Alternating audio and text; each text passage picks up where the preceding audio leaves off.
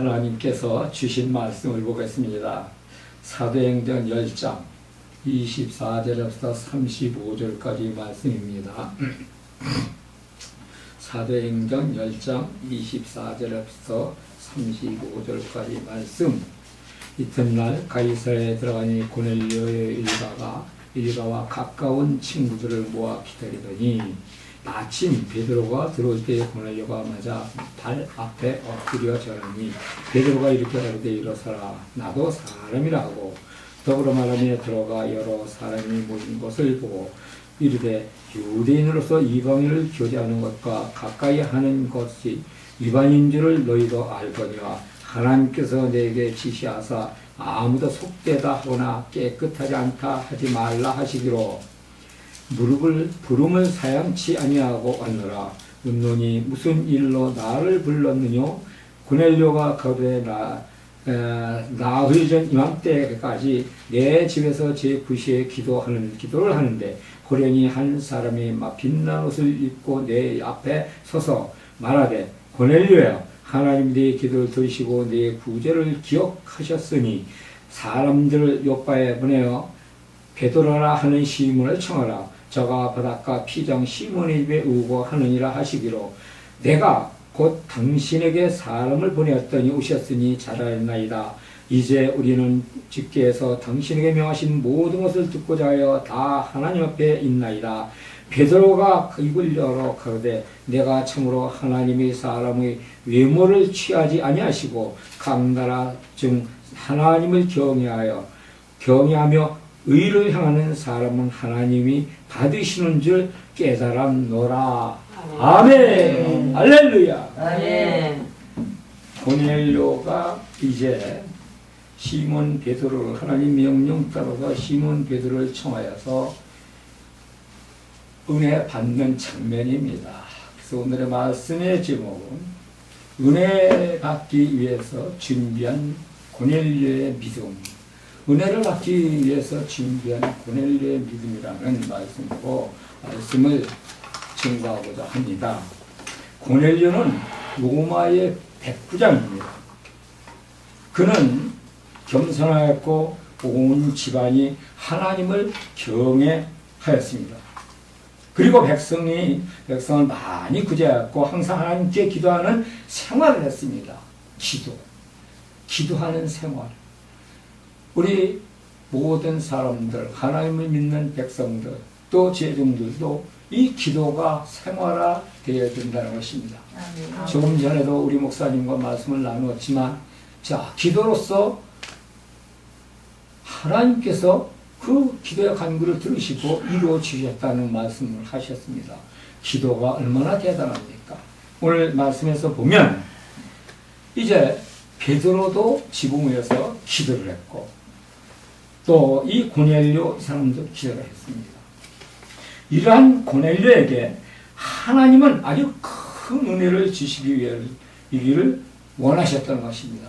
기도하는 사람에게는 하나님께서는 이제 모든 것을 이루어 주시는데 그 이루는 단계가 바로 은혜입니다.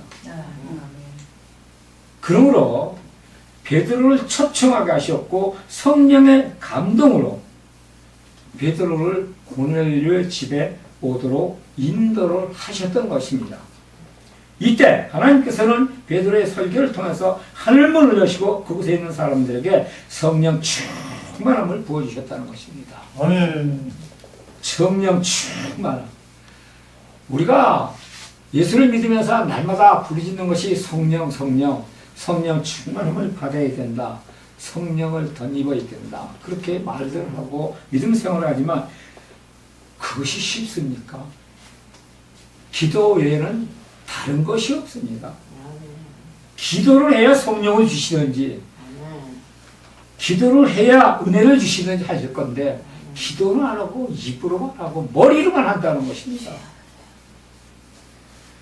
자, 오늘 말씀에서 보면 그런 기 과정에서 고넬료는 그저 소극적으로 앉아 있었느냐? 아닙니다. 그는 또한 자기 나름대로 은혜를 받기 위해서 성실히 준비했습니다. 그러므로 하나님이 은혜를 받기에 준비한 고넬료의 자세를 이제 오늘 상고의 본문으로 말미암아 우리도 하나님의 은혜를 받기 위해서는 어떠한 자세로 임해야 하는가? 어떠한 자세로?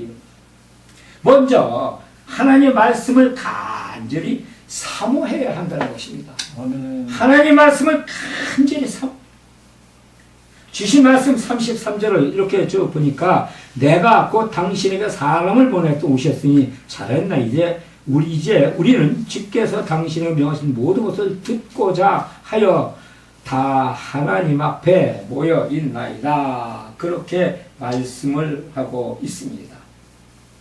이제 우리는 주께서 당신의 명하신 모든 것을 다 듣고자 뭘 들어? 하나님의 말씀을 듣고자 그렇게 이제 자리에 모였다는 겁니다.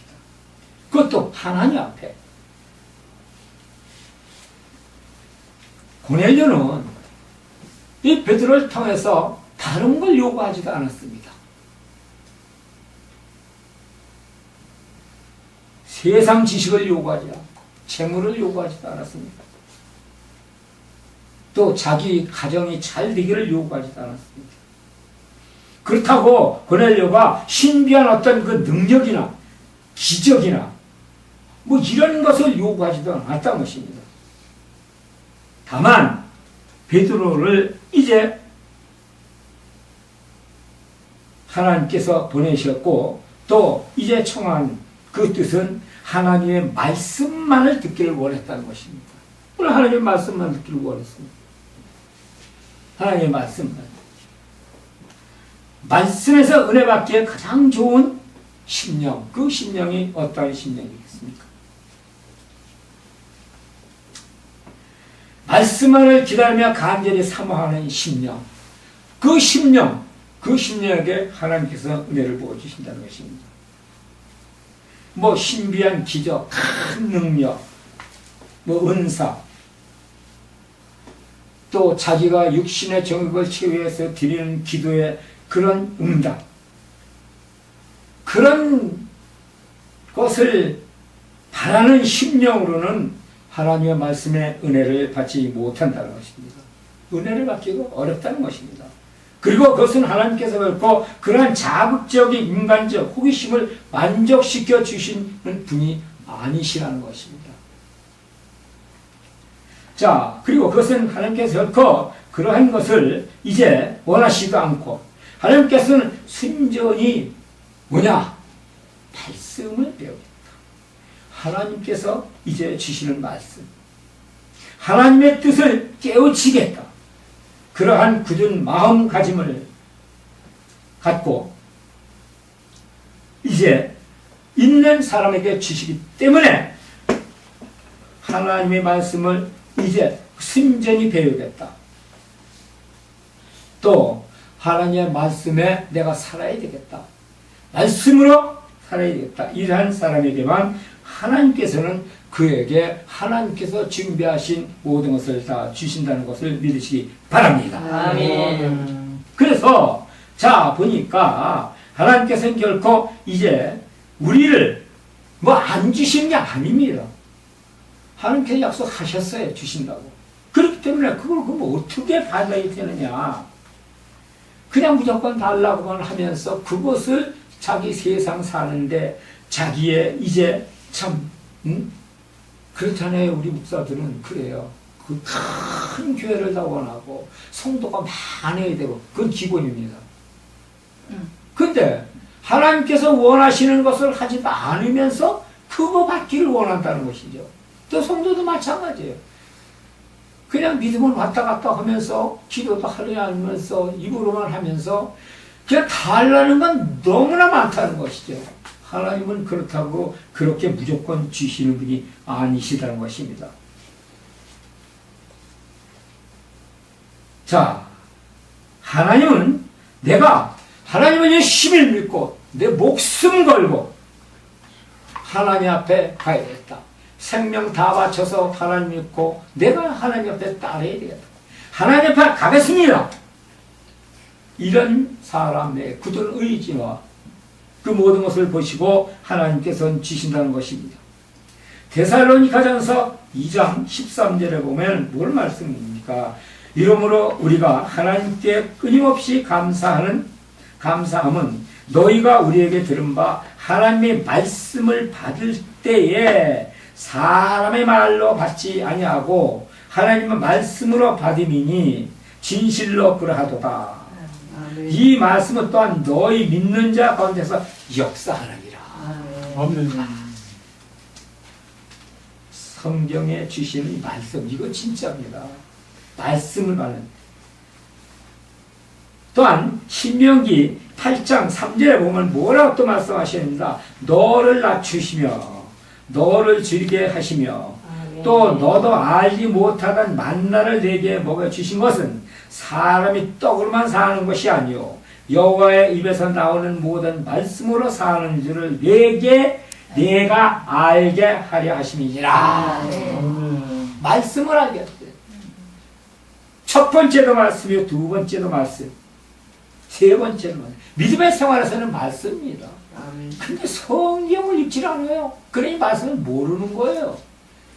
성경을 보지도 않으면서 아는 척 여기저기 쫓아다니면서 머리통만 이만하게 커가지고 그냥 헤아리죠, 따지죠, 이론으로 캐묻죠. 목사님 설교하시는 말씀 저거 내가 다 들은 거예요. 전에 그냥 이렇게 자기 나름대로의 판단하고 생각하죠. 하나님은 그래 너 잘났다, 네 뜻대로 해라, 난 모르겠다 이러신다는 것입니다. 얼마나 안타까웠고 얼마나 참 어리석은 믿음인가 하는 것을 볼 수가 있습니다. 자, 그러면 하나님이 이렇게 이제 신명기 8장 3절이나 또 데살로니가 전서의 본문의 2장 13절의 말씀을 강조하셨냐? 하나님의 말씀만이 우리 인간이 하나님 앞에 이제 영원히 사는 것이요. 또 이제 그 영혼의 양식이 될 수 있고, 말씀만이 생명을 살릴 수가 있기 때문입니다. 말씀만이 생명을 살릴 수 있는. 그래서 말씀은 사모해야 된다는 것입니다. 또한 말씀을 통해서 은혜를 받기를 원하는 이제 사람들, 그 사람들에게 또 하나님께서는 이제 은혜를 주신다는 것입니다. 이러한 말씀을 우리가 받는 그러한 믿음들이 다 될 줄로 믿습니다. 그 다음에 또 25절의 말씀을 보면 뭐라고 말씀하셨냐면, 마침 베드로가 들어올 때 고넬료가 맞아 발 앞에 엎드려 절하니. 이 고넬료, 이 사람이 대단한 사람입니다. 발 앞에, 베드로가 들어올 때 발 앞에 엎드려 절을 했습니다. 고넬료가 누굽니까? 고넬료는 그 당시 로마 제국 고급 장교로서 속국의 무명 인사인 베드로에게 절을 하였습니다. 머리를 숙이는 정도 가벼운 인사 정도가 아닙니다. 베드로 발 앞에 엎드려 겸손하게 절했다는 것입니다. 저는 이 대목에서 나는 이렇게 했었나?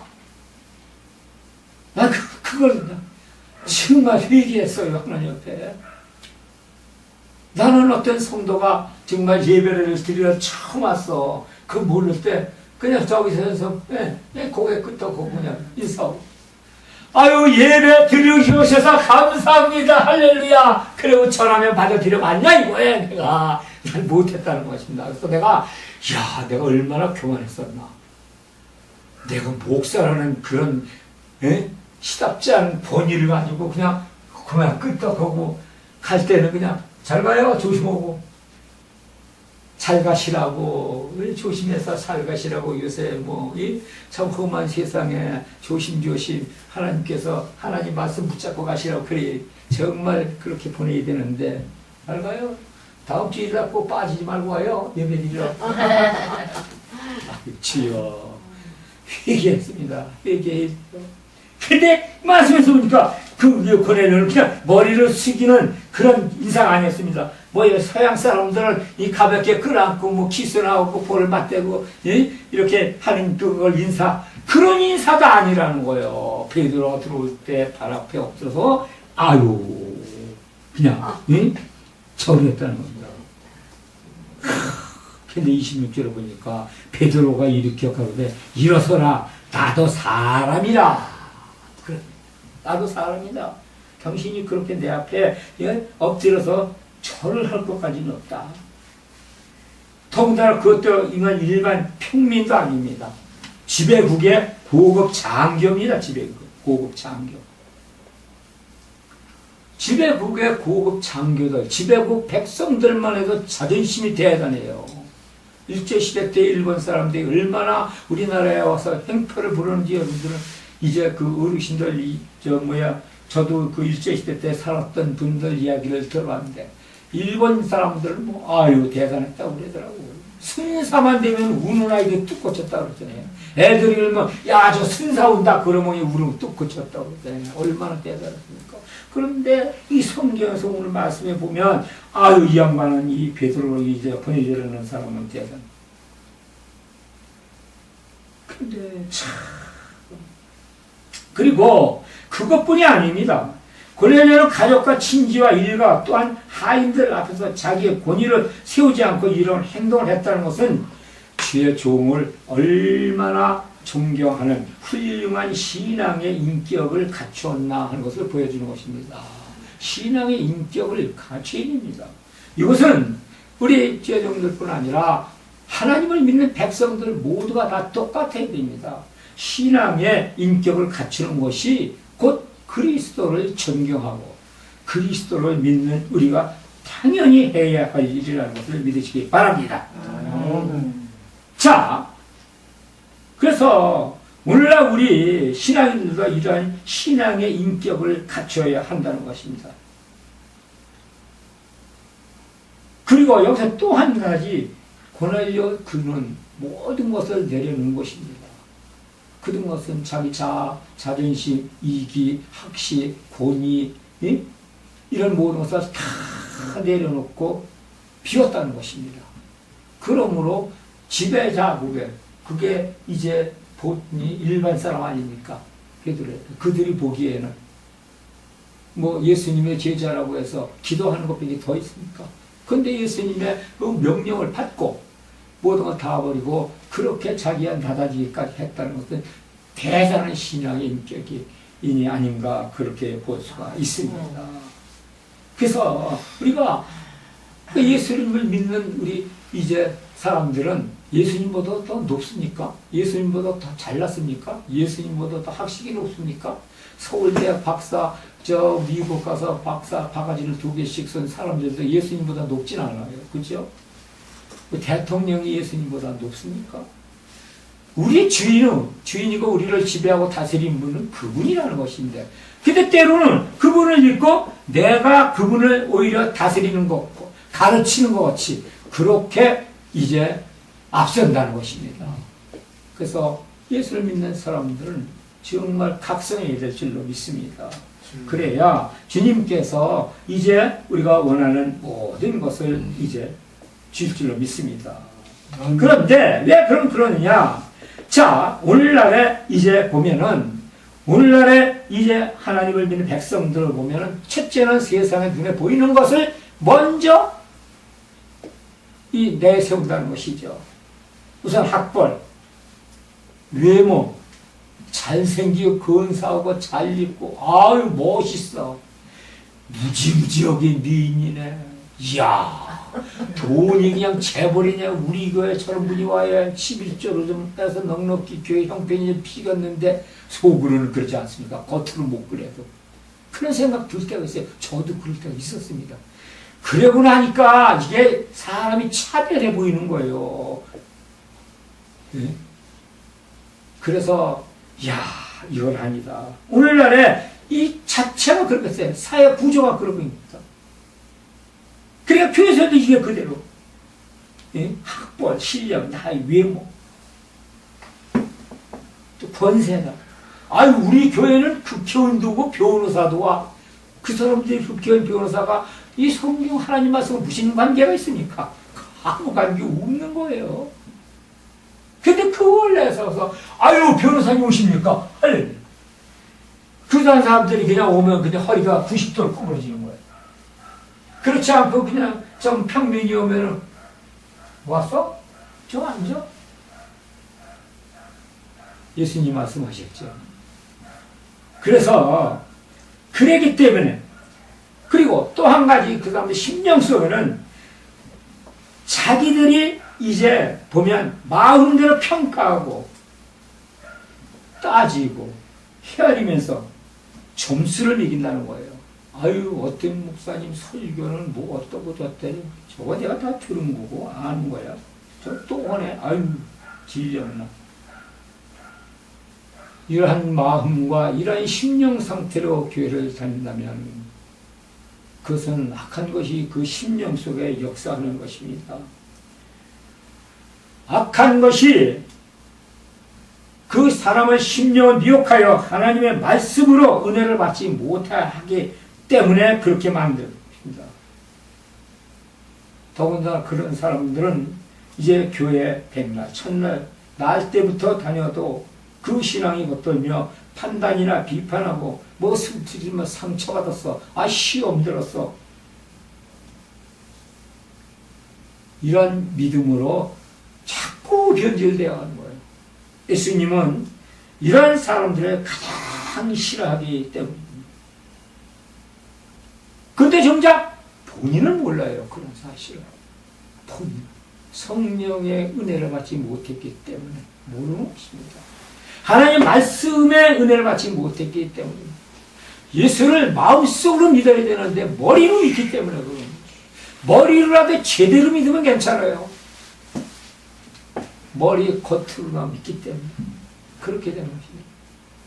그래서 하나님은 그냥 심령 깊은 곳에 역사하시고 성령님을 내 심령 속에 깊이 모시고 사모하는 마음, 성령께서 주시는 그 말씀 속에서 주시는 모든 것, 그 이제 말씀대로 세상을 살아갈 수 있는 마음을 가질 때 하나님께서는 그에게 이제 하나님의 준비한 모든 것을 내려주시고 또 하나님께서 그를 하나님 나라의 귀한 이제 종과 또 백성으로 그가 원하는 대로 그렇게 이루어지신다는 것을 믿습니다. 이것이 바로 이제 하나님께서 한 은혜입니다. 그리고 이 은혜를 실천한 사람이 오늘 말씀 속에서 주시는 고넬료 백부장입니다. 그래서 백부장의 이 믿음을 보면 대단한 거죠. 우리 오늘날 우리 믿는 사람들이 다 본받아야 하고 그런 믿음을 따라가야 합니다. 아멘. 그래야 이제 오늘날 이 험악한 세상 속에서 이제 믿음 변질 안 되고 말씀만 붙잡고 하나님을 따라가며 살아갈 수 있는 그런 큰 믿음이 될 줄로 믿습니다. 할렐루야. 감사하시고 좋으신 하나님, 은혜 가운데서 오늘도 아버지 하나님이시여 이렇게 아버지 하나님 좋은 말씀이셔서 말씀을 증거할 때 하나님의 뜻이 이루어진 줄로 믿습니다. 아버지 하나님이시여 부족한 중 세우셔서 전하였으나 하나님께서 성령을 통하여서 아버지 하나님이시여 큰 은혜 나누는 줄도 믿사오며 예수님 이름으로 간절히 기도드렸사옵나이다. 아멘.